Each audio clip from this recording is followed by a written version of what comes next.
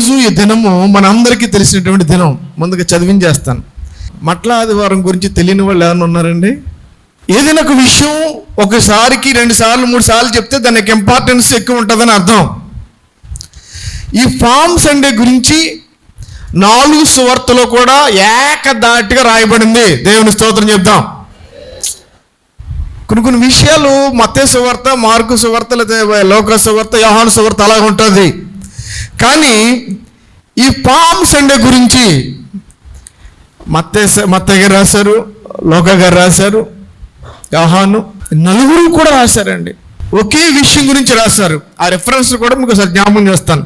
మత్తయి సువార్త 21వ అధ్యాయము 1 నుంచి 18, మత్తయి సువార్త 1వ అధ్యాయం 21వ అధ్యాయం 1 నుంచి 18, మార్కు సువార్త 11వ అధ్యాయం 1 నుంచి 11, లూకా సువార్త 19వ అధ్యాయం 29 నుంచి 46, యోహాను సువార్త 12వ అధ్యాయం 12 నుంచి 15 వరకు, మత్తయి సువార్త 21వ అధ్యాయం 1 నుండి. తరువాత యెరూషలేము సమీపించి ఒలీవ చెట్ల కొండ దగ్గరకు ఉన్న బెత్ఫగేకు వచ్చినప్పుడు యేసు తన శిష్యులు ఇద్దరిని చూచి, మీ ఎదుటిన్న గ్రామమునకు వెళ్ళుడి. వెళ్ళగానే కట్టబడి ఒక గాడిదయు దాని తొలిన ఒక గాడిద పిల్లయు మీకు కనబడును. వాటిని ఇప్పి నా యొద్దకు తోలుకుని రండి. ఎవడైనను మీతో ఏమైనా ఎడల అది ప్రభునకు కావలసినదని చెప్పవలెను. వెంటనే అతడు వాటిని తోలుపెట్టునని చెప్పి వారిని పంపాను. ప్రవక్త వలన చెప్పబడినది నెరవేరినట్లు అది జరిగాను. అదేమనగా, ఇదిగో నీ రాజు సాత్వికుడు గాడిదను, భారవాహిక పసిపిల్లైన చిన్న గాడిదను ఎక్కి నీ యొద్దకు వచ్చుచున్నాడని సీయోను కుమారుతో చెప్పుడి అనున్నది. శిష్యులు వెళ్ళి యేసు తమకు ఆజ్ఞాపించిన ప్రకారం చేసి ఆ గాడిదను దాని పిల్లను తోలుకుని వచ్చి వాటి మీద తమ బట్టలు వేయగా ఆయన బట్టల మీద కూర్చుండెను. జనసమూహంలో అనేకులు తమ బట్టలు దాని పడిన పరిచిరి. కొందరు చెట్ల కొమ్మలు నరికి దారి పడిన పరిచిరి. జనసమూహంలో ఆయనకు ముందు వెళ్ళిచుండిన వారును వెనుకొచ్చుండిన వారును దావీదు కుమారునికి జయము, ప్రభువు పేరట వచ్చు వాడు స్తుతింపబడును గాక, సర్వోన్నతమైన స్థలంలో జయము అని కేకలు వేయుచుండిరి. ఆయన యెరూషలేములోనికి వచ్చినప్పుడు పట్టణమంతయు ఈయన ఎవరో అని కలవరపడెను. జనసమూహము ఈయన గలిలయలో నజరేతుడకు ప్రవక్త అయిన యేసు అని చెప్పిరి. యేసు దేవాలయంలో ప్రవేశించి క్రయవిక్రయము చేయవారిని వెళ్ళగొచ్చి రోకులు మార్చి వారిని బలను గువ్వలమ్మ వారిని పీఠలను పడద్రోసి నా మందిరం ప్రార్థనా మందిరం అనబడను అని రాయబడి ఉన్నది. అయితే మీరు దాని దొంగలు చేసేట వారును గుడ్డివారును కుంటివారును దేవాలయములో ఆయన యొద్దకు రాగా ఆయన వారిని స్వస్థపరచను. కాగా ప్రధాన యాజకులను శాస్త్రులను ఆయన చేసిన వింతలను దావీదు కుమారునికి జయము అని దేవాలయంలో కేకలు వేయుచున్న చిన్నపిల్లను చూచి కోపంతో మండిపడి, మీరు చెప్పుచున్నది వినుచున్నావా అని అడిగిరి. అందుకే యేసు వినుచున్నాను. బాలుర యొక్కయు చంటి పిల్లల యొక్కయు నోట స్తోత్రము సిద్ధింపచేస్తేవి అన్న మాట మీరు వినడు చదవలేదా? కళ్ళు మూసుకుందాం. మమ్మల్ని మిక్కిలిగా ప్రేమించిన పర్లకు తండ్రి, ఉదయకాల సమయంలో ప్రభా ఇదిగోనైనా యొక్క పరిశుద్ధమైన పవిత్రమైన అతి మహోన్నతమైన నామానికి వేలాది వందనాలు స్తోత్రాలు. ప్రభా నీ వాక్యాన్ని మేము ధ్యానం చేస్తుండగా ప్రభా మీ యొక్క మాకు ఏదైతే అవసరమో దాన్ని మీ నోటి మాట చేత మీ తలంపుల చేత మాతో మాట్లాడండి. మాకు కావలసిన ఆహారము ఏదైతే ఉందో దేని చేత మేము నేర్చుకోగలము, దేని చేత మేము సరి చేయబడగలము, దేని చేత మేము తృప్తిపరచబడగలము, దేని చేత మేము జీవించగలము, దేని చేత మా జీవితాలు కట్టుకోగలము, అటువంటి వాక్యాన్ని నాయన ప్రభు మాకు నేర్పించమని సహాయం చేయమని ప్రభు అని యేసునామమున పెద్ద వేడుకుంటున్న పరమ తండ్రి. గట్టిగా ఒకసారి అందరూ ఆమేన్ చెప్తామా? ఒకసారి చేతులు పైకెత్తి దేవుని స్తోత్రం చెప్తామా? చెప్పాలి. హల్లెలూయా. యేసు ప్రభు గారు ఈ లోకంలోకి వచ్చిన తర్వాత ఆయన 33.5 సంవత్సరాలు ఈ లోకంలో ఆయన జీవించారు. ఆయన సేవ చేసినటువంటి సంవత్సరాలు 3.5 సంవత్సరాలు. ఓకే, మనకి తెలుసండి, మనకు తెలీదా? యెరూషలేముకి ఆయన ఎన్నిసార్లు వచ్చారంటే 11 సార్లు వచ్చారంట. బట్ ఈ చివరి journey from Bethphage to Jerusalem, the journey of Jesus from Bethphage Bethany to జెరూసలేంలో ఉన్నటువంటి కొన్ని విషయాలు మనం ఈరోజు ధ్యానం చేద్దాం. ఈ జర్నీలో ఏం జరిగింది, ఈరోజు అసలు జరిగిన విషయం ఏమిటి, ఈ రోజుకి ఇంత ప్రాముఖ్యత ఏమిటి, అసలు ఈరోజు ఒక క్రైస్తుడు అన్న తర్వాత బయట వాళ్ళు అడుగుతారు, ఏంటండి పిల్లలంతా కలిసి ఆ విధంగా జై కొట్టుకుంటూ వెళ్తున్నారు, ఏంటి విషయం? రైట్, ఈరోజు నువ్వు నేను చెప్పాల్సిన బాధ్యత లేదా తెలుసుకోవాల్సిన బాధ్యత మనందరి మీద ఉంది. మర్చిపోతామండి. బైబిల్ చదువుతున్న 40 సంవత్సరాలు నేనే చదువుతూ ఉంటే కొత్త విషయాలు తెలుస్తూ ఉంటున్నాయి. దేవునికి స్తోత్రం కలుగును గాక. కాబట్టి మనం ఈ సండేని ఖచ్చితంగా తెలుసుకుందాం, అనేక మంది చెప్దాం.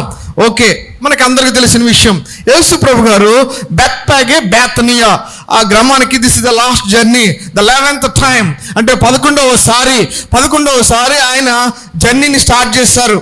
11వసారి ఆయన ఏం చేశారంటే ఆ బెత్పేగే గ్రామానికి వచ్చారు. గ్రామానికి వచ్చిన తర్వాత అందరికి తెలిసిన విషయమే, ఆయన వచ్చి ఒక 2 శిష్యులకి ఆకేసి, అయ్యా మీకు ఎదురుగా ఉన్న గ్రామానికి వెళ్ళి అక్కడ కట్టబడి ఉన్న ఒక గాడిద పిల్లను మీరు పట్టుకుని తోలుకుని రండి. అడుగుతారు వాళ్ళు, ఆ యజమానులు అడుగుతారు. ఆ యజమానులు ఏమని అడుగుతారంటే, ఎందుకు ఇప్పుతున్నావు అని అంటారు. అని అన్నప్పుడు ఇది ప్రభు నాకు కావలసి ఉన్నది అని చెప్పండి. దేవునికి స్తోత్రం. ఈ విషయాలు మీకు తెలుసు. ఇంతవరకు మన పాస్టర్లో లేకపోతే మన దైవజనులు ఎలా బోధించారంటే తప్పు కాదు, కట్టబడి ఉన్న గాడిద ప్రసంగం అనేక సార్లు విన్నాం.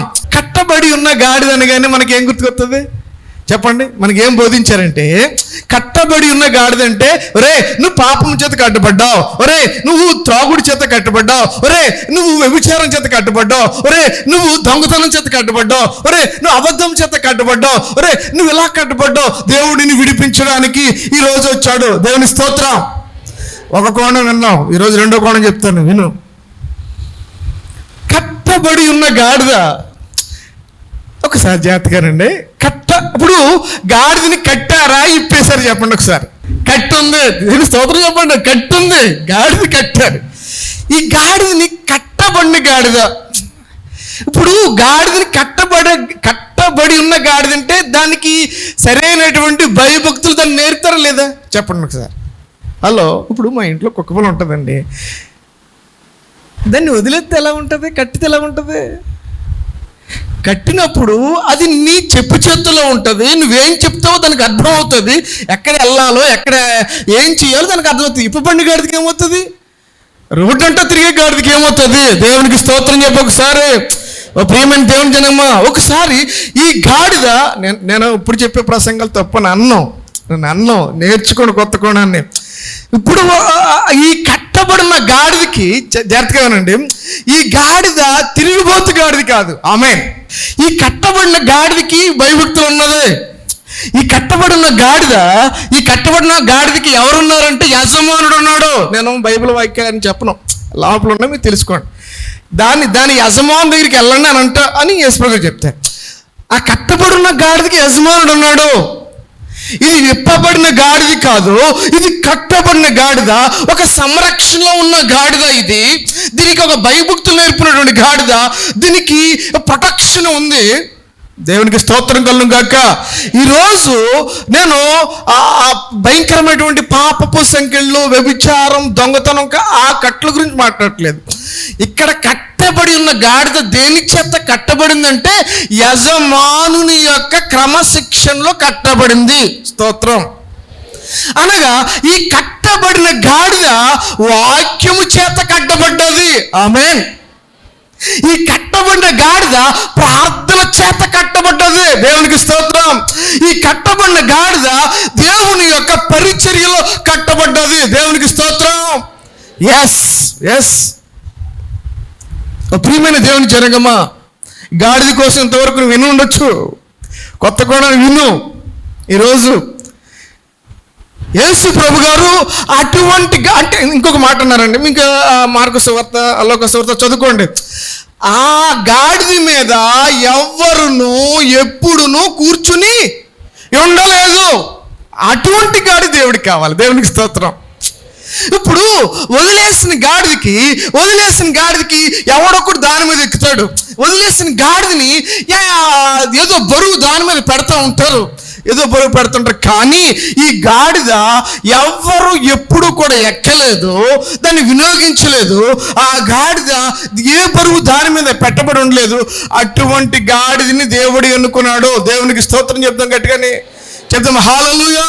ఓ ప్రియమైన దేవుని జనాంగమా, ఈరోజు దేవుడు అడుగుతున్నాడు, నువ్వు వాక్యము చేత కట్టబడి ఉంటే, ప్రార్థన చేత కట్టబడి ఉంటే, ఒక దైవజనుని సంరక్షణలో కట్టబడి ఉంటే, దానికి ఒక యజమానుడు ఉన్నాడండి సార్.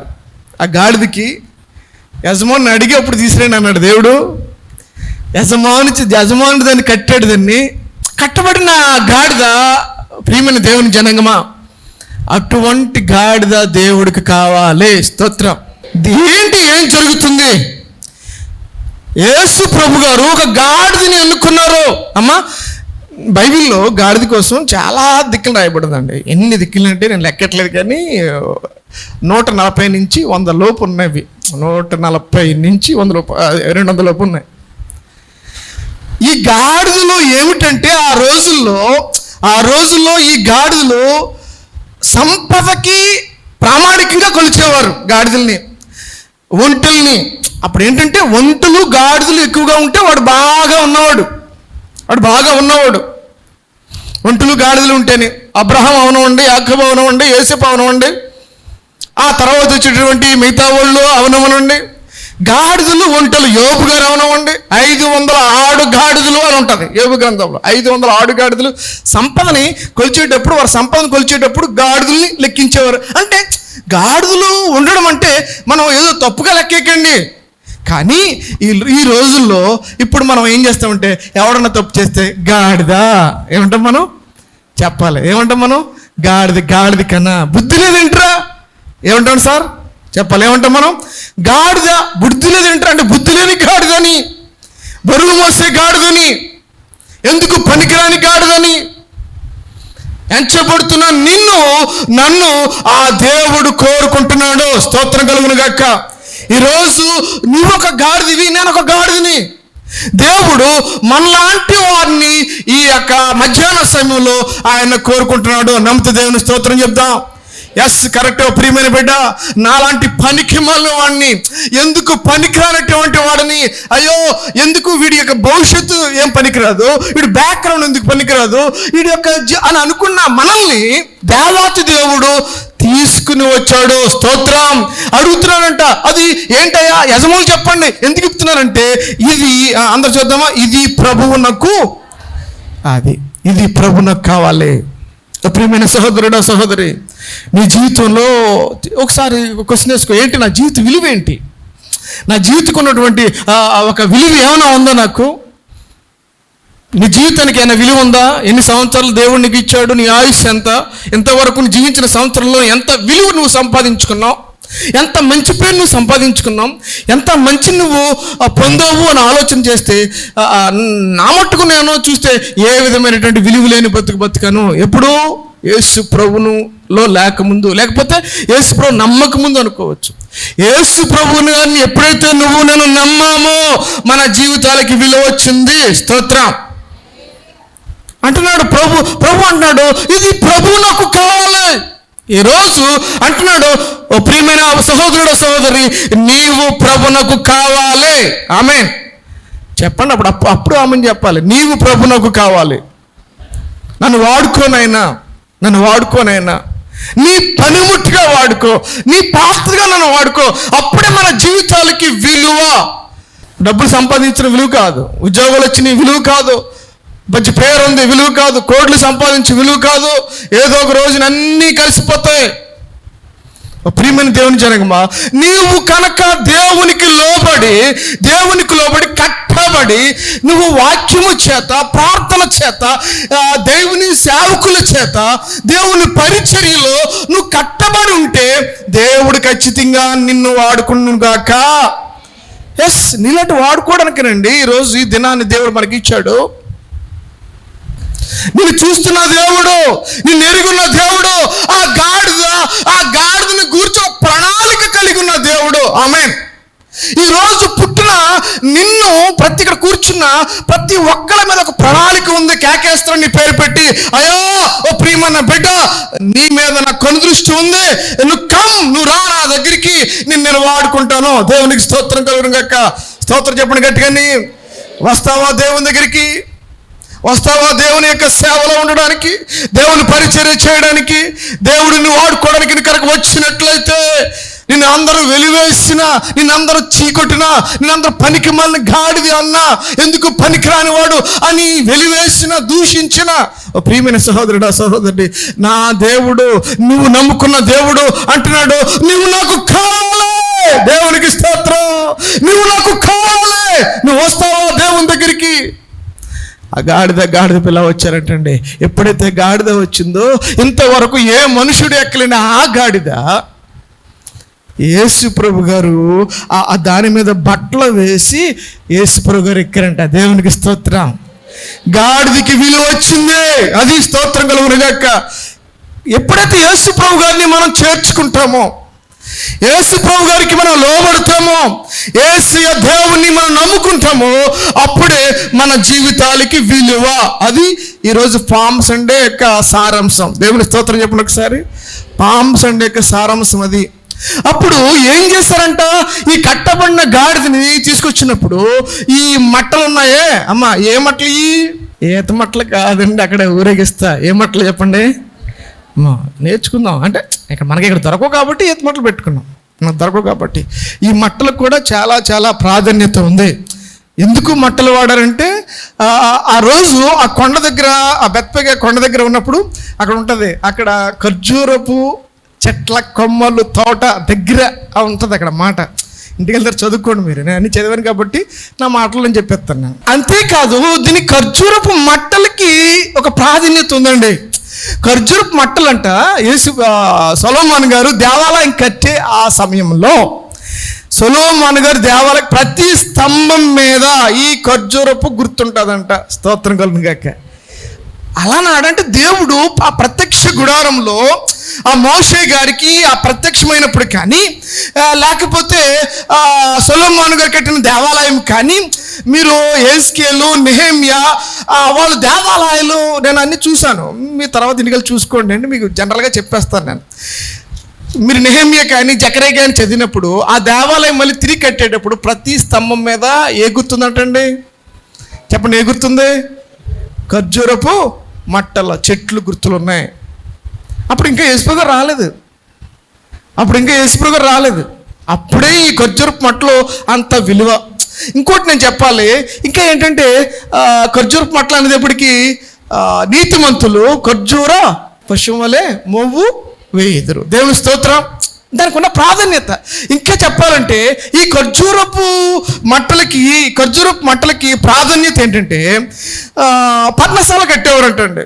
పర్ణశాల గుడారాలు కట్టుకునేవారు. ఎందుకంటే ఇజ్రాయేలీలు వారి జర్నీలో గుడారంలో మరి ఉండేవారు కాబట్టి దాని సాదృశ్యంగా ఏం చేసేవారంటే, ఈ పర్ణశాలల పండుగ ఒక 10 రోజులు జరిగే ఈ పండుగలో ఇప్పటికీ జరుగుతుందండి. ఏం చేస్తారంటే, పెద్ద కోటీశ్వరుడు అయినప్పటికీ వారి యొక్క భవంతులను వదిలిపెట్టేసి ఆ యొక్క గుడారాలు వేసుకుని, గుడారాలు దేనితో వేసుకోవాలంటే ఈ ఖర్జూరపు మట్టలతో వేసుకోవాలి. దేవుని స్తోత్రం చెప్పగలను. నేను గాడిద కోసం చెప్పేశాను. రెండోది ఖర్జూరపు మట్టల కొరకు చెప్పాను. అంటే ఎందుకు వాడాం సార్ అంటే, ఖర్జూరపు మట్టలు అంటే దాని విలువ ఏంటి చెప్పాను నేను. బైబిల్లో ఉన్న ప్రాధాన్యత ఏంటి? అందుకని దానికి సాదృశ్యంగా వాళ్ళంతా కూడా ఏం చేశారంటే, ఆ ఖర్జూరపు మట్టలు చేతబట్టుకుని, కొమ్మలేమో రోడ్డు మీద పరుచుకుంటూ, బట్టలేమో ఆ యొక్క రోడ్డు మీద పరుచుకుంటూ ఈ యొక్క జర్నీ స్టార్ట్ అయింది. దేవునికి స్తోత్రం చెప్తాం, గట్టిగాని చెప్తాం. హల్లెలూయా, హల్లెలూయా. ఓ ప్రియమైన దేవుని జనంగమా, ఈ గాడి మీద యేసు ప్రభు గారు ఎక్కారు. నేను మూడు విషయాలు చెప్తాను అనుకున్నాను. ఓ ఘట్టం అయిపోయింది. రెండో ఘట్టం ఏంటి? రెండో ఘట్టంలోకి వచ్చేద్దాం మనం. రెండో ఘట్టం ఏంటంటే, ఇప్పుడు యేసు ప్రభు గారు ఈ 11వసారి యెరూషలేము పట్టణం వస్తున్నారు. ఆయన ఒక గాడిద పిల్ల మీద ఎక్కి దాని మీద వస్తున్నారు. ఇప్పుడు గాడిద మీద వచ్చినప్పుడు వాళ్ళంతా ఏమని కేకలేశారు చెప్పండి ఒకసారి. ఇప్పుడు చెప్పండి, వాళ్ళంతా ఏమని కేకలేశారు? 4 సువార్తలు కూడా రాయబడింది మాట. ఒకసారి చూద్దామా? 4 సువార్తలు కూడా ఏం రాయబడింది చూడండి ఒకసారి. మత్తయి సువార్తలు ఎవరు రాశారు? ఏముందమ్మా? దావీదు కుమారునికి జయము, ప్రభువు పేరట వచ్చేవాడు స్తుతింపబడు అని రాయబడింది. మార్కు సువార్త అండి. మార్కు సువార్తలు ఏముంది? అసలు ఏమన్నారు? మార్కు సువార్త, మార్కు సువార్త 11వ అధ్యాయం తీయండి ఒకసారి. 11:9 కదమ్మా. మరియు ముందు వెళ్ళిచుండిన వారు వెనుకొచ్చుచున్న వారును జయము, ప్రభువు పేరట వచ్చేవాడు స్తుతింపబడును గాక, వచ్చుచున్న మన తండ్రి అయిన దావీదు రాజ్యము స్తుతింపబడును గాక, సర్వోన్నతమైన స్థలములలో. మీరు చెప్పండి ఒకసారి, ప్రభువు పేరట వచ్చేవాడు అందరూ స్తుతింపబడును గాకనండి. ప్రభువు పేరట వచ్చేవాడు సర్వోన్నతమైన స్థలములలో జయము అనండి. సరేనాలి అని 2 సువార్తలు. మరి లోక తీయాలి. మనం ఏముంది, మనము నేర్చుకోపోతే అలాగా. లోక సువార్త 19వ అధ్యాయం ఏమి రాశారు? 37వ వచనం. ఒలీవల కొండ నుండి దిగుచోటికి ఆయన సమీపించినప్పుడు శిష్యుల సమూహం అంతయు సంతోషించుచు, ప్రభు పేరట వచ్చు రాజు స్తుతింపబడును గాక, పరలోకమందు సమాధానమును, సర్వోన్నతమైన స్థలముల్లో మహిమయు ఉండును గాక. యోహాను సువార్త 13వ వచనం. ఖర్జూరపు మట్టలు పట్టుకుని ఆయన్ని ఎదుర్కొని పోయి, జయము, ప్రభువు పేరట వచ్చుచున్న ఇజ్రాయేలు రాజు స్తుతింపబడును గాక అని కేకలు వేసిరి. సియోను కుమారి భయపడకము, ఇదిగో నీ రాజు గాడిద పిల్ల మీద ఆసీనుడే వచ్చుచున్నాడు అని రాయబడి ఉన్న ప్రకారము యేసు ఒక చిన్న గాడిద. ఏమర్థమైందండి మీకు? 4 సువార్తలు తీయించాను, ఇంకోటి తీయింతానే. జకరియా 9:9 తీయండి. జకరియా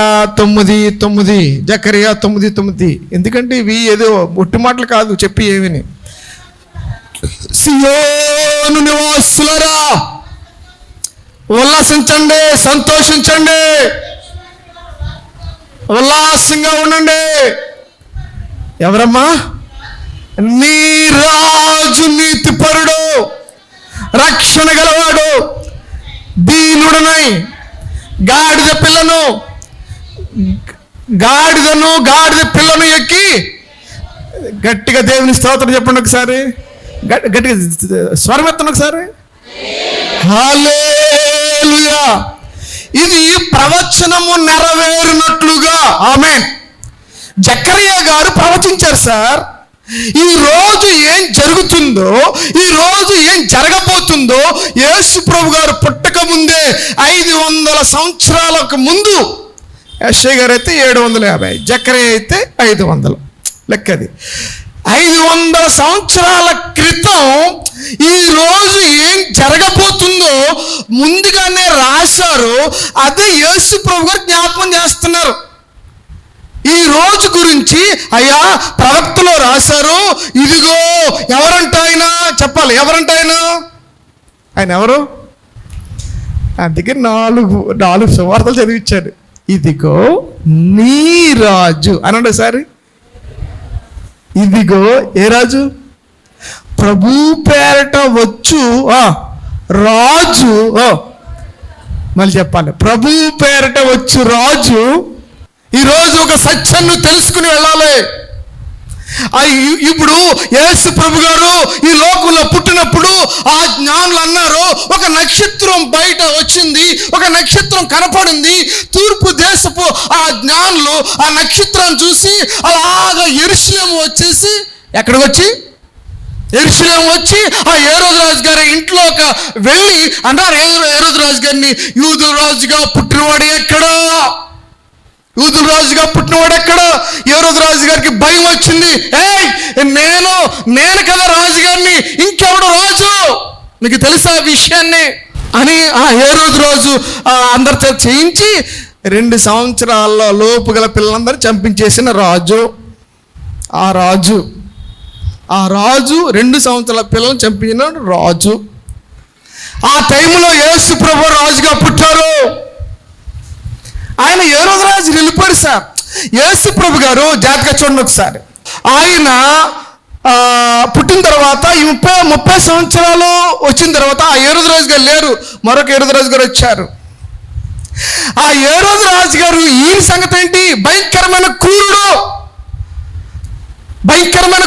ఎందుకంటే తన కడుపును పుట్టిన బిడ్డలే చంపేసిన పనికిమాల మూర్ఖుడు, సొంత భార్యని చంపేసిన మూర్ఖుడు. అలా కాదు, మరి ఏం చేశాడంటే తమ్ముడు లేదా అన్నల్ని చంపేసేసి వాళ్ళ భార్యని తెచ్చిపెట్టుకున్నటువంటి భయంకరమైన మూర్ఖుడు. అప్పుడు ఆ రాజు కాలంలో ఈ ప్రజలంతా రాజును చూశారు.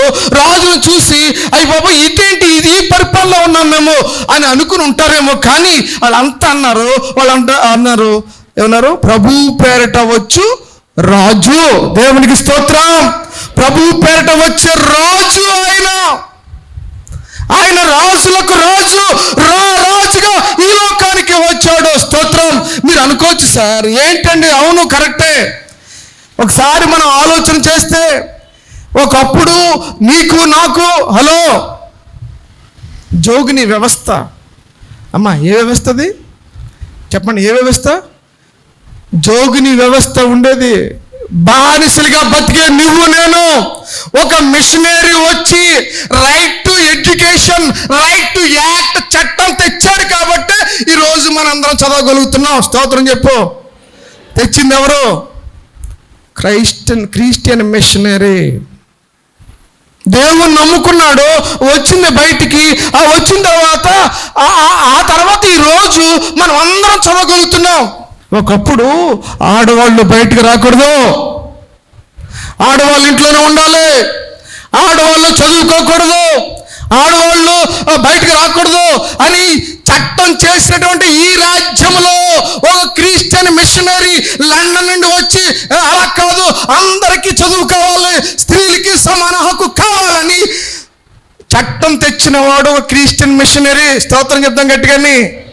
మన రాజు ఏంటంటాడండి? నీతిపరుడు. స్తోత్రం చెప్తాం గట్టిగాని. మన రాజు ఎవరంటమ్మా? నీతిపరుడు. రెండోది రక్షణ కలిగిన వాడు. మూడోది దీనుడు. అది మన రాజు యొక్క లక్షణాలు. ఒకసారి ఆలోచన చేయి. ఒకసారి ఈ కేరళ రాష్ట్రంలో ఇది వరకు ప్రాచీన కాలంలో స్త్రీలు లేకపోతే నిమ్మన జాతి వారు జాకెట్లు వేసుకోకూడదు, రూల్ ఉందంటది. ఎవడన్నా జాకెట్లు, ఎందుకంటే ఆ రాజు వచ్చినప్పుడు ఎవరు ఆడో ఎవరు మగో చూడాలి కాబట్టి నేను స్త్రీలు ఎవరు కూడా జాకెట్లు వేసుకోకూడదు, ఆ రూల్ చట్టం ఇది. క్రైస్తవ మిషనరీ వచ్చి జాకెట్లు పంచారు. స్తోత్రం చెప్పు గట్టిగానే. అది కేరళ రాష్ట్రం యొక్క చరిత్ర. ఎవడన్నా జాకెట్లు వేసుకుంటే కనుక స్తనాలు కోసి ఆ స్తనాలు తూచి దాని తగ్గ పన్ను కట్టించినటువంటి రాజరిక వ్యవస్థ ఈ వ్యవస్థ. ఎంత దరిద్ర నీచమైనటువంటి చరిత్ర కలిగినటువంటిది ఈ రాజ్యం. ఈరోజు మనందరం చక్కగా బట్టలు వేసుకున్నామంటే ఒక క్రైస్తవ మిషనరీ వచ్చి చట్టాలు తెచ్చాడు కాబట్టి ఈరోజు చక్కగా బట్టలు వేసుకోగలుగుతున్నాం. స్తోత్రం చెప్పండి గట్టిగానే. చెప్పండి అమ్మ గట్టిగానే. హల్లెలూయా. ఆ రాజు లోకానికి వచ్చాడు, ఈ నలట్లో బైబిల్ గ్రంథం తెచ్చాడు, అందరికీ విద్య అన్నాడు. అందరూ ఒక రోజు నిన్ను నన్ను కూడా భయంకరమైన బానిస బతుకు చేసి నువ్వు వెళతంటే నీ వెనకాల ఆ తాటి మట్టం లేకపోతే ఏదో కట్టి ఎలుగు దరిద్రపు బ్రతుకు ముందే రోడ్డు మీద నడిచేయడానికి వీలైన బ్రతుకు, ఉమ్మేసుకోవడానికి ఎలా పట్టుకోవాల్సిన బ్రతుకునిది. ప్రియమైన దేవుని జనగమ్మ, అది ఈ రాజరికపు వ్యవస్థ ఇది. ఓ ప్రియమైన దేవుని జనగమా, బయటికి చెప్తే కోపాలు వస్తాయి, బయటికి చెప్తే అందరికీ ఇదేదో మత కళలా ఉంటాయి. కాబట్టి అంటే ఒకసారి జ్ఞాపకం చేస్తున్నాను, ఒకసారి వినండి. ఒకసారి ఈరోజు ఆ పరిస్థితి ఉందా నీకు? రోడ్డు మీద నడిచలేరు, వెళ్తే ఎంత అసహించుకునేవారు. వీడు పలానా కులం, వీడు పలానా జాతి, పలానా వాడు. మన గ్రంథంలో కుల మతాలు లేదు. యేసు ప్రభు అందరికీ ప్రభువు. స్తోత్రం చెప్పు. యేసు ప్రభు అందరికీ ప్రభు. పలానా మతస్థులకి వాళ్ళ మత గ్రంథాలు ఏం చెప్తాయంటే నువ్వు తల్లోంచి పుట్టావు కాబట్టి నువ్వు రాజు అంటాడో, ఇంకో మత గ్రంథం చెప్తుందంటే నువ్వు భుజాల నుంచి పుట్టావు కాబట్టి నువ్వు ఇలా చెయ్యి అంటాడు. మన మత గ్రంథం లేకపోతే మన యొక్క పరిశుద్ధ గ్రంథం అలా చెప్పలేదు. స్తోత్రం కలుగును గాక. అందరూ సమానమే. ఆమేన్, ఆమేన్. అందరూ సమానం అని చెప్పింది మన బైబిల్. కుల వ్యవస్థ మన బైబిల్లో ఉండదు. వీడి పెద్ద, వీడి చిన్న, వీడి తెలుపువాడు, వీడి నలుపువాడు, లేకపోతే వీడి ఇక్కడ పుట్టాడు, ఇక్కడి నుంచి వచ్చాడు అని ఎక్కడ మన బైబిల్లో ఉండదు. అది మన యొక్క రాజరికపు వ్యవస్థ మందే. ప్రియమైన దేవుని జనాంగమా, దేవుడు మన రాజు అందుకన్నాడు. వాళ్ళంతా కూడా పూజించి ఉంటారు ఆ రాజు. చెప్పండి ఒకసారి. దావీదు కుమారునికి ప్రభువు పేరిట వచ్చు రాజు. అందరు చెప్పండి ఒకసారి. దావీదు కుమారునికి ప్రభువు పేరిట వచ్చి రాజు. రాజుల రాజు, సియోను రాజు. రాజుల రాజు, సియోను రాజు. సియోను రాజు నా యేసు పైనున్న యెరూషలేము నా పురము. సియోను రాజు నా యేసు పైనున్న యెరూషలేము నా పురము. రాజుల రాజు, సియోను రాజు. రాజుల రాజు, సియోను రాజు. తల్లి గర్భము నుండి వేరు చేసి తండ్రి ఇంటి నుండి నన్ను పిలిచి. తల్లి గర్భము నుండి వేరు చేసి తండ్రి ఇంటి నుండి నన్ను పిలిచి. సియోను కొరకు నన్ను ఏర్పరిచిన సియోను రాజు నా యేసు. సియోను కొరకు నన్ను ఏర్పరిచిన సియోను రాజు నా యేసు. రాజుల రాజు, సియోను రాజు. రాజుల రాజు, సియోను రాజు. గట్టిగా దేవుని స్తోత్రం చేద్దామా. హల్లెలూయా. మన రాజు రాజులకు రాజు. ఆయన ఏ రాజు అంటే ఆయన ఎవరన్నా నీతిపరుడు. అందరు చెప్పండి ఒకసారి. ఆయన ఎవరనండి? ఆయనలో నీతి ఉంది, అవినీతి ఎంత మాత్రం లేదు.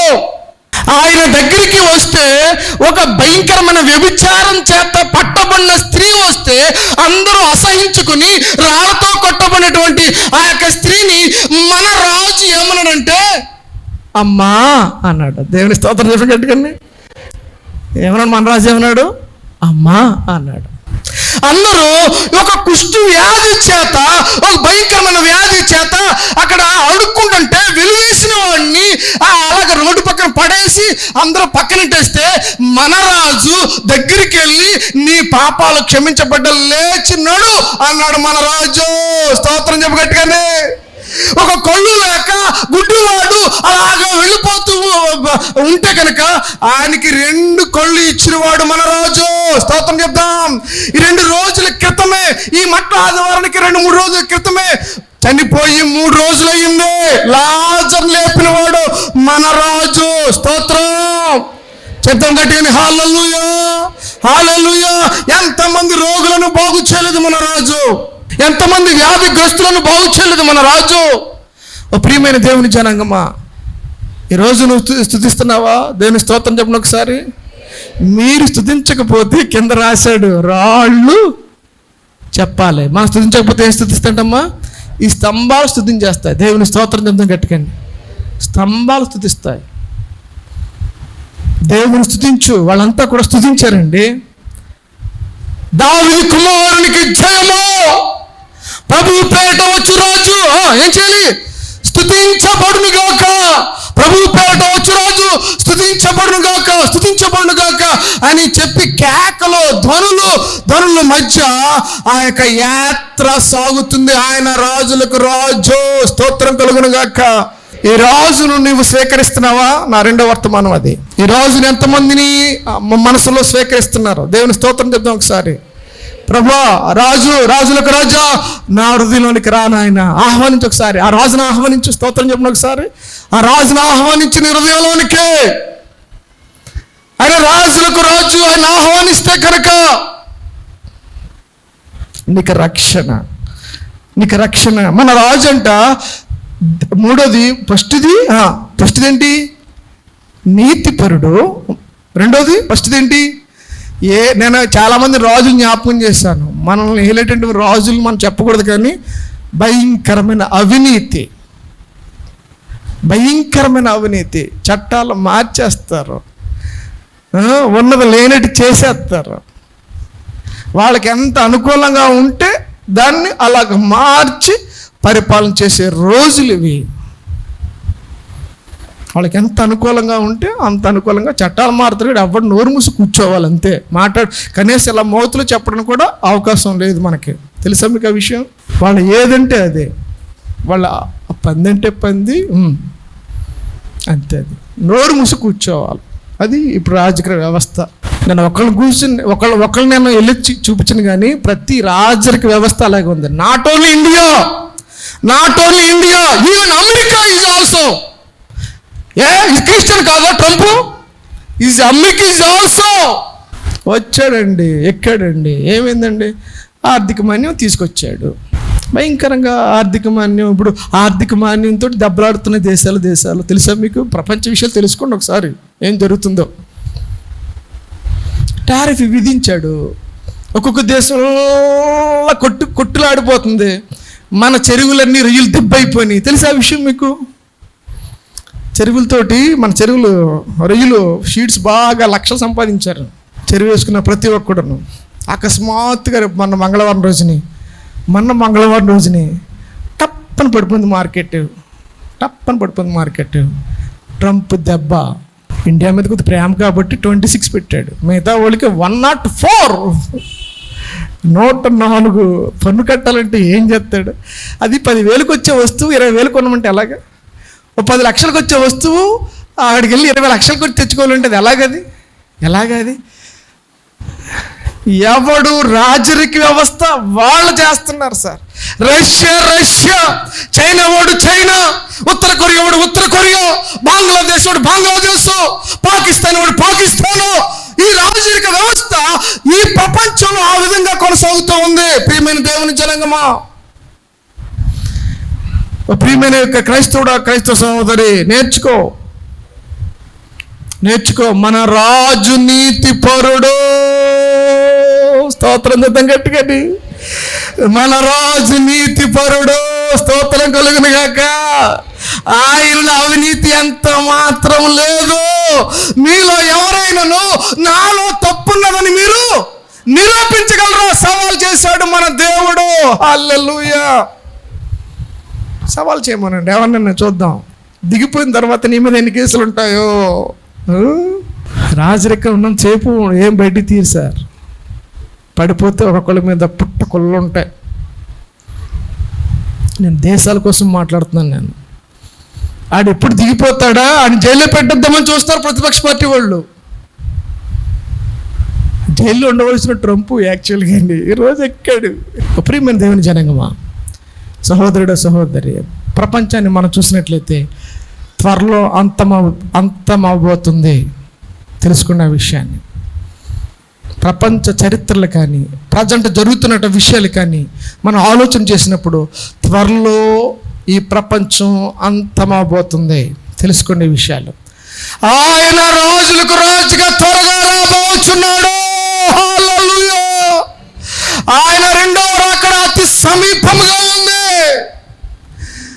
ఆయన మొన్న దీనుడిగా వచ్చాడు, రైటే. నీతిపరుడిగా ఉన్నాడు, రైటే. సాత్వికంగా వచ్చాడు, రైటే. ఇప్పుడు కొదమ సింహము వలె ఆయన నీ మధ్యకు రాబోతున్నాడు. ఆమేన్ చెప్పు. హల్లెలూయా. ఆయన కొదమ సింహమై రెండవ రాకడలో ఆయన రాజులకు రాజుగా రాబోతున్నాడు. స్తోత్రం కలుగును గాక. చెప్తాం హల్లెలూయా.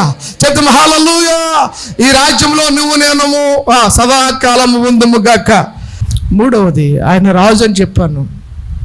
మూడవది ఈ రాజు ఏం జరిగిందో తెలుసా? లోక సువార్త, నేను ముగిస్తాను.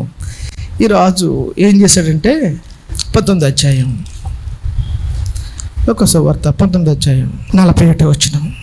ఆయన పట్టణంలోకి సమర్పించినప్పుడు దాన్ని చూచి దాని విషయమై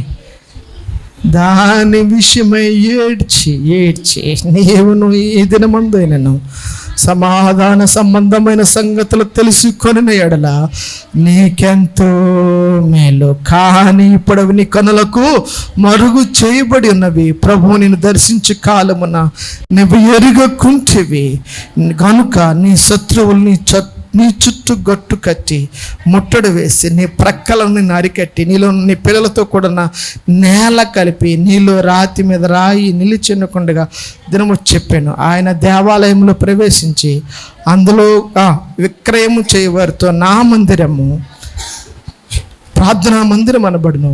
అయితే మీరు దానిని దొంగల గుహగా చేసేతారని వారిని చెప్పి వెళ్ళగొట్టన్నారు. మూడో విషయం, దేవుని స్తోత్రం చెప్పండి ఒకసారి గట్టిగానే. ఈరోజు యెరూషలేము పట్టణంలో అడుగు పెట్టగానే ఏం చేశాడు రాజుగారు? ఏం చేయాలి? రాజసింహాసన క్రియపై ఏం చేయాలి? ఆడంబరాలతోటి, డప్పులు వాయిద్యాలతోటి, మ్యూజిక్ వాళ్ళతో, సన్నాజి వాళ్ళతోటి చక్కగా సన్మానాలతోటి చెయ్యాలి. అలా లేదు, సంతోషం ఉండలేదు, ఏడ్చాడు. ఈరోజు ఆయన పట్టణాన్ని చూసి ఏడ్చాడంట. అయ్యో ఈ పట్టణమా, ఏమన్నాడు తెలుసా? ఆ పట్టణాన్ని చూసి ఏమన్నాడైనా, నీవును ఈ దినమందైనను సమాధాన సంబంధమైన సంగతులు తెలుసుకొని ఎడల నీకెంతో మేలు. అయ్యా ఈరోజు వచ్చావు విని వెళ్ళిపోవడం కాదు, ఈ సమాధాన సంబంధమైన సంగతులు ఏం చేయాలి? నువ్వు తెలుసుకొని వెళ్ళు, అప్పుడు నీకు మేలు. ఆమె అదేనా వర్తమానం. ఈ రోజైనా ఈ దినమందైనా ఏదో నామకహ వచ్చి చెప్తారులే మట్ల దూరం అంటే నీ బ్రతుకు పాడు చేసుకుని వెళ్ళిపోతున్నట్టు లెక్క. నువ్వు నీ బ్రతుకు పాడు చేసుకుని వెళ్ళిపోకు, బాగు చేసుకుని వెళ్ళు. ఈ దినమందైనను సమాధాన సంబంధమైన సంగతులు నువ్వు తెలుసుకున్నప్పుడు బయటికి వెళితే అది నీకు మేలు. స్తోత్రం కలుగును గాక. అయ్యో సమాధాన సంబంధమైన సంగతులు ఏంటి సార్? మాకు తెలీదా? ఎందుకు తెలీదు? అనేక సార్లు ప్రవక్తల చేత హెచ్చరిస్తున్నారు ఈ చర్చిలో మన దైవజనులు. అందుకే ప్రభువు దర్శించిన కాలంలో నువ్వు కళ్ళు మూసిపోయి ఉన్నావు నువ్వు అన్నాడు కింద. ప్రభు దర్శించిన కాలంలో నీ కళ్ళు ముయ్యబడిపోయి ఉన్నాయి నువ్వు. అందుకే నువ్వు తిను, త్రాగు, సుఖించు, ఉద్యోగాలు చేసుకో, పని పాటలకు వెళ్ళు, హాయిగా ఉండు అని అనుకుంటున్నావు నువ్వు. యేసు ప్రభు గారు నిన్ను నన్ను చూసి ఏడుస్తున్నారు. ఈ రోజునే రెండు సార్లు ఏడ్చినట్టు నేను చూశాను. ఒకటి లాజరు చనిపోయినప్పుడు ఏడ్చారు, రెండవదిగా యేసు ప్రభు గారు ఈ రోజు మట్టల ఆదివారం దినాన్ని నీ కొరకు నా కొరకు కన్నీరు పెట్టుకున్న రోజుదే. కన్నీరు పెట్టుకుని ఏడుస్తున్నాను నీ కోసం. అయ్యో నీ జీవితము నాశనం అయిపోకూడదు, నీ జీవితం పాడైపోకూడదు, నీ జీవితం అగ్నిగుండంలో ఉండకూడదు. ఈ రోజు ఒక సమాధాన సంబంధమైన సంగతులు నువ్వు నేర్చుకుని వెళ్ళావు. ఏంటి సార్? నీ పాపము కొరకు నేను యెరూషలేము వచ్చాను, నీ కొరకు నేను సిలువలో వేలాడబోతున్నాను. స్తోత్రం చెప్తాం, గట్టిగానే చెప్తాం. హల్లెలూయా. ప్రియమైన దేవుని జనాంగమా, సమాధానమైన సంగతులను తెలుసా? పుట్టుకతో మనము పాపులము సార్. ఆయన నీ కొరకు నా కొరకు యెరూషలేము ఎందుకు వచ్చాడో తెలుసా? జయహో జయహో అనడానికి రాలేదు. నీ పాపాన్ని నా పాపాన్ని తొలగించి మనందరికీ ఆ పరలోక రాజ్యం ఇవ్వడానికి ఆయన వచ్చాడు. స్తోత్రం కలుగును గాక, స్తోత్రం కలుగును గాక. అదండి మన రాజు. ఒప్పుకో అంటున్నాడు. ఆయన ఆలయంలో ప్రవేశించినట్టు నేను ముగిస్తాను. ఆలయంలో ప్రవేశించినట్టునే ఆలయంలో ఉంటే వ్యాపారం, ఆలయంలో దొంగలు. ఈరోజు అనేక చర్చిలు దొంగలు ఉన్నారు. బహిరంగానే ప్రకటిస్తున్నాను, చూసుకోండి ఒకసారి. ఎక్కడ వ్యాపారం లేదు, ఏ చర్చిలో వ్యాపారం లేదు. మాట్లాడితే డబ్బులు డబ్బులు డబ్బులు. ఏదైనా నూనెకి డబ్బులా, పాటల పుస్తకానికి డబ్బులు, ఇంకోటి దానికి డబ్బులు, తయారానికి డబ్బులు. నీకు 10,000 తెస్తే నాతో ఫోటో. ఏంటండి ఇది? క్రయ విక్రయాలుగా మారిపోతున్న చర్చిలు ఈరోజు. దొంగల గుహలో చేస్తున్నారని ఈరోజు మన యేసు ప్రభు గారు కన్నీరు పెట్టుకుని ఏడుస్తున్నారు చూసి. నేను విమర్శించడం నా పద్ధతి కాదు, నా తత్వం అసలే కాదు. నేను అదని పక్కన పెడతాను. ఈ హృదయం అనే దేవాలయాన్ని గురించి మాట్లాడుతున్నాను. ఈ హృదయం ఉందే, ఇప్పుడు దాకా ఆయన రాజుగా అన్నారు కదా, ఆ రాజుగారిని నువ్వు నీ హృదయమైన దేవాలయంలోకి ఆహ్వానిస్తున్నావు కదా. ఈ దేవాలయంలోనికి ఆయన వచ్చినప్పుడు ఏడుస్తున్నాడు.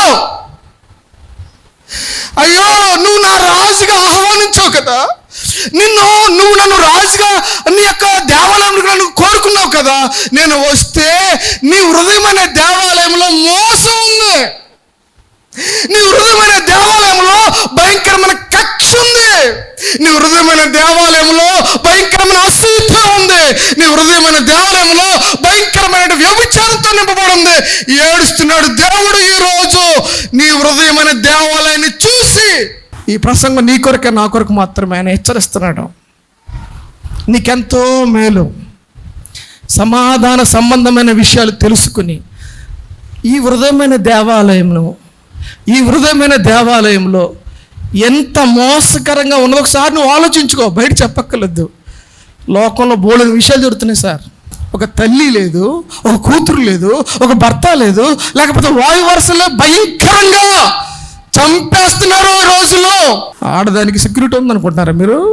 మనుషులుగా పైకి కనపడుతున్నారు కానీ వారి మనసులో బాగోలేదు. పైకి బట్టలు వేసుకుంటున్నాం కానీ మన మనసులు తెల్లగా లేవు. పైకి ప్రసంగాలు చేస్తున్నాము కానీ మనసు చెడిపోయింది. ప్రార్థన చేస్తున్నాను కానీ నా మనసు చెడిపోయింది. ఒకసారి ఆలోచన చేసుకో. హృదయమైన దేవాలయం చూసి ఈరోజు ఆయన ఏడుస్తున్నాడు. అయ్యో నా ప్రియమైన బిడ్డ, నేను వచ్చాను, నీ హృదయమైన దేవాలయంలోకి అడుగు పెట్టాను, ఈ భయంకరమైనటువంటి అంతా కూడా నింపబడి ఉంది. ఏడుస్తున్నాడు. ఆయన వచ్చి ఏం చేశాడంటే వాళ్ళందరినీ కూడా ఏం చేశాడు? ఉంచాడా, దూరపరిచాడా? చెప్పాలి. ఉంచాడా, దూరపరిచాడా? వాళ్ళందరినీ, గువ్వలమ్మే వారిని, వ్యాపారం చేసే వారిని, గొర్రెలు లేకపోతే పావురాయలు అంతా అమ్ముకునే వాళ్ళందరూ కూడా బయటికి కొరడా పట్టుకుని బయటికి గెంటేసేసి ఆయన వచ్చి వాళ్ళందరికీ స్వస్థత. దేవునికి స్తోత్రం. ఎవరైతే ఆయన నమ్ముకుని వచ్చారో, ఎవరైతే ఆయన మీద విశ్వాసం ఉంచారో, ఎవరైతే ఆయన మీద ఆధారపడ్డారో వాళ్ళందరినీ దేవుడు బాగు చేసినని ఉంటుంది. దేవుడి స్తోత్రం చెప్తుంగా. అటువంటి ఆశీర్వాదము దీవెన దేవుడు మన కుటుంబాలకు, మన సంఘానికి దేవుడు అనుగ్రహించును గాక. ఆమేన్. మా గురించి ప్రార్థన చేద్దాం.